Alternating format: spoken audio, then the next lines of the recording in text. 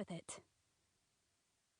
The older couple were her favorite customers, and one of the few things she liked about her job as a financial advisor.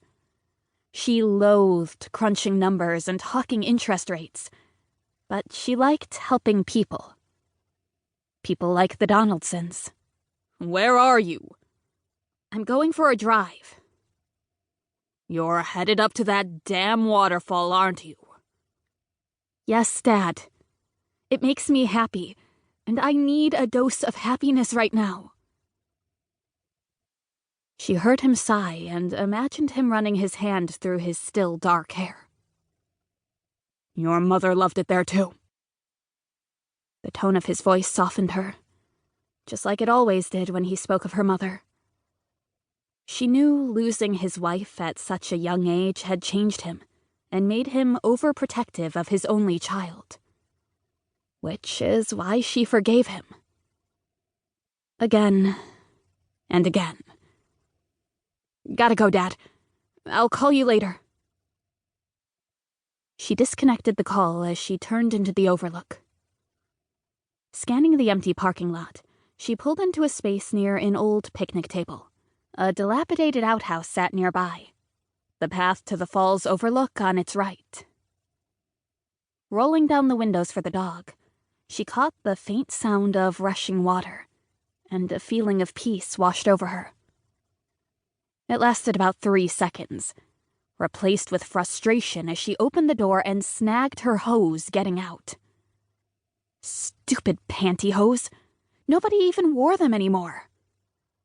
Nobody except old ladies and apparently Brock's girlfriend. One more example of the ridiculous things she put herself through to please him. She reached her fingers into the snag and ripped a giant hole in the silky material. Ha! Take that, you pantyhose-loving control freak. Grabbing the file box, she carried it to the picnic table, heels sinking into the gravel parking lot as she walked.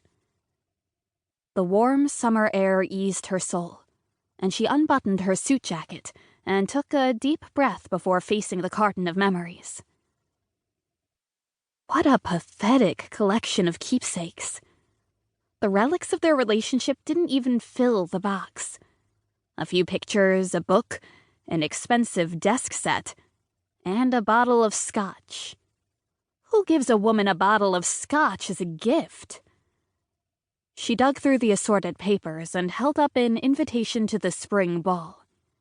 One they'd attended a few weeks ago. The one where Brock had coolly informed the waiter that she would pass on dessert. Then informed her that he'd noticed her dress was a little snug in the hips and suggested she up her cardio time at the gym.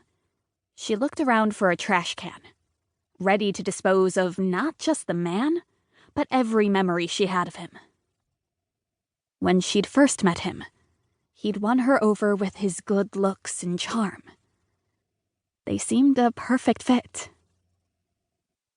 Goes to show you can't judge a book by its cover. His gorgeous cover hid the fact that his book was full of conceit and smug vanity and titled 101 Ways to Be an Asshole. Reese vowed that her days of dating country club jackasses were over. The next man she went out with would be the opposite of Brock. He wouldn't care about what kind of car he drove and wouldn't have to match his sock color to his tie. A man who wouldn't worry about dog hair on his suit pants. Hell, he was out if he even wore a suit. She wanted a guy who wore jeans and knew how to relax, who could enjoy a slice of pizza without figuring out the nutritional value and calculating the number of squats he would need to do to burn off that bite's calories. So, basically someone she could like. And her dad would hate. She tore the invitation in half. It wasn't enough.